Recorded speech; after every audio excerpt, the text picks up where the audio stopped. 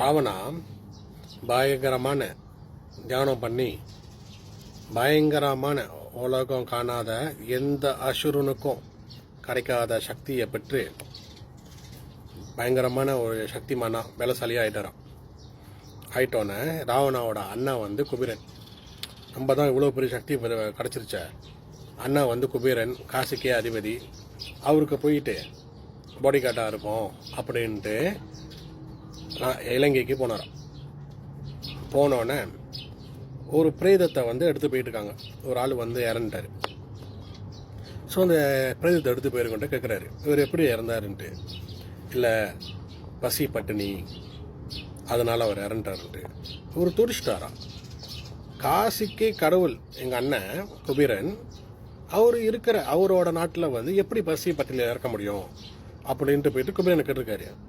நான் இந்த மாதிரி நான் வந்துக்கிட்டு இருந்தேன், ஒருத்தர் எடுத்துக்கிட்டு போயிட்டு இருந்தாங்க, அவர் இறந்துட்டார். கேட்டதுக்கு பசி பட்டினி சாப்பாடு இல்லாதனால இறந்துட்டாருன்ட்டு.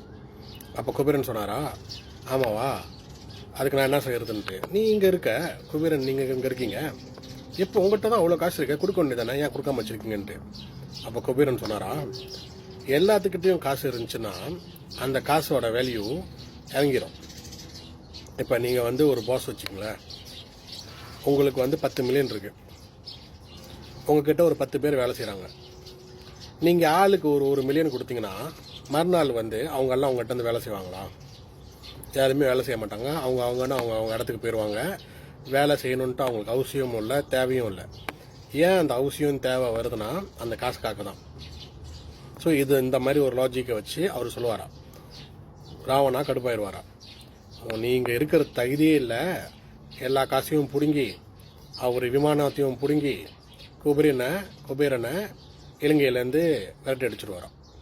அதுக்கப்புறம் ராவணா ஆட்சியில் யாருமே கஷ்டப்பட்டதாகவே இல்லையா இலங்கையில்.